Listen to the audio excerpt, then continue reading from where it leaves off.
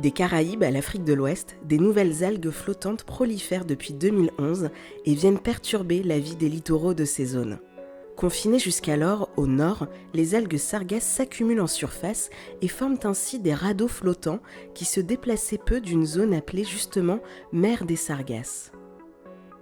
Plusieurs raisons plausibles mais non confirmées peuvent expliquer le déplacement de ces bancs d'algues au-delà de leur zone habituelle.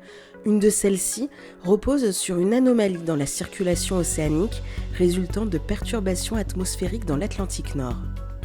L'échouage de ces algues sur des zones peuplées peut avoir plusieurs impacts.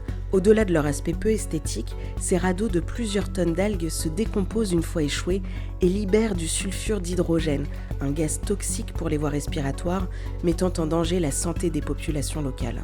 La faune et la flore sous-marine sont elles aussi perturbées par cette décomposition massive de matière organique, puisqu'elles créent de l'anoxie marine, un phénomène de raréfaction de l'oxygène dans l'eau, provoquant la fuite des espèces vers des zones plus oxygénées.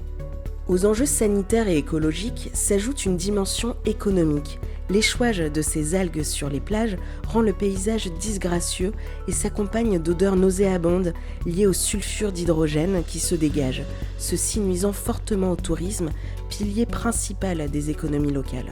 C'est pour répondre à ces défis que CLS, accompagné de l'IRD, de Mercator et du CNES, a lancé le projet Sésame. Dans l'objectif d'aider les communautés locales, la plateforme Sésame met gratuitement à disposition des gouvernements et des instances publiques des cartes de détection des sargasses allant jusqu'à prédire leur circulation dans l'Atlantique sur plusieurs mois.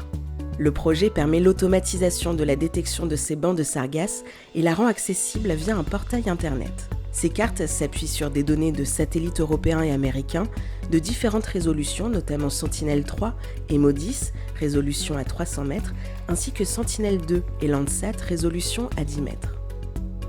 Une chaîne de traitement analyse ensuite ces images satellites par échantillonnage dans plusieurs bandes de couleurs et les retranscrit sous forme de cartes, mettant en avant un indicateur robuste et représentatif de la présence des sargasses, le Normalized Floating Algae Index.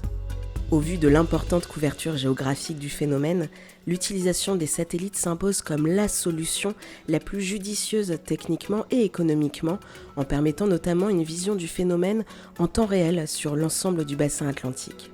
Les cartes générées sont validées par des vérifications in situ, comme par exemple des missions de vérification en bateau ou encore le dépôt de bouées effectué dans des radeaux de sargasses entre la Guyane et les Antilles. Ces opérations de terrain ont toutes confirmé la qualité des données fournies par les satellites et la pertinence de l'algorithme de la plateforme Sésame. Une fois opérationnel et à disposition des acteurs locaux, le projet Sésame leur offrira l'opportunité de mettre en œuvre des solutions de lutte contre l'échouage des sargasses et de décider d'actions de collecte stratégiques et potentiellement coordonnées.